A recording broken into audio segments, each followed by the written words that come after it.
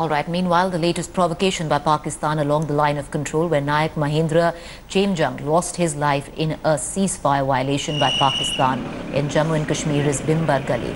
He was killed in unprovoked firing on an Indian Army post in the Krishna Ghati sector this afternoon. The Indian Army, we are told, is retaliating hard. 35-year-old Naik Chenjung was from Nepal. Meanwhile, the Ministry of External Affairs summoned Pakistan's Deputy High Commissioner Saeed Haider Shah and lodged a protest against unprovoked firing by Pakistan in the Poonch sector that resulted in the killing of 3 children. India made it clear that deliberate targeting of civilians was not accepted.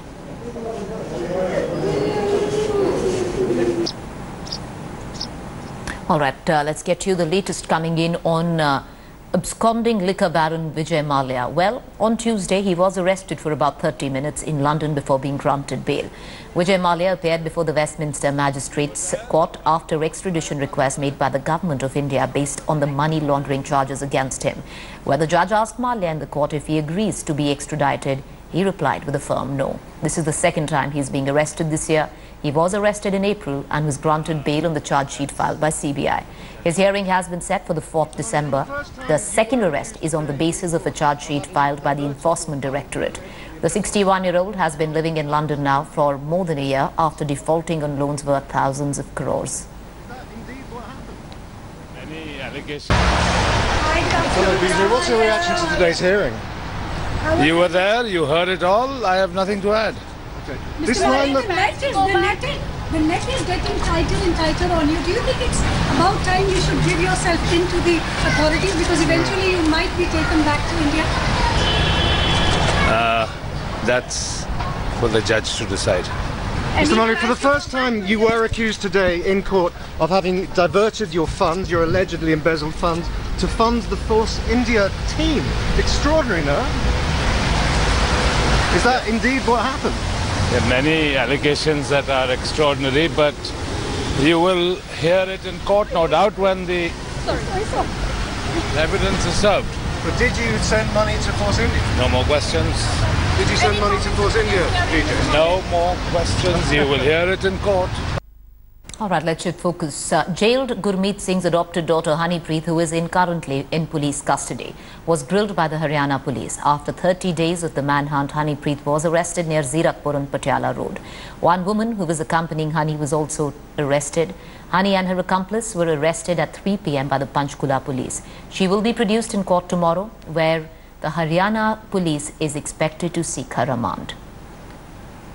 Tuesday was the first working day after Mumbai's Elphinston road stampede in which 23 lives were lost. So what was it like today for commuters who went to Elphinston? India Today's principal correspondent Mayuresh Ganpati found out.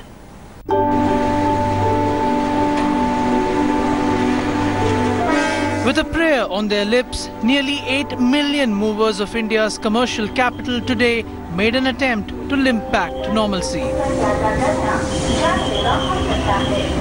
Before them was the onerous task of reconciling with something which can only be described as mind-numbing. Saddled with neither an alternative nor the time to grieve, Mumbaikars were back on the ill-fated bridge. Having dished out several assurances which will take months, if not years, to materialize, the only visible difference at the site was the presence of these policemen. How and how much are these measures contributing to normalcy? We asked the commuters. आने के लिए तो डर लगता है कि कहीं वापस से ना हो जाए। अभी तो भी सुविधा तो कर दी अभी फिर भी सिक्योरिटी है पुलिस है। डर लगता है हम लोग को। अजीब से लगता है हम लोग। It is 9 a.m. The so-called rush hour is on, but something about this place seems amiss. You can see that during the morning peak hour, this is not the scene over here.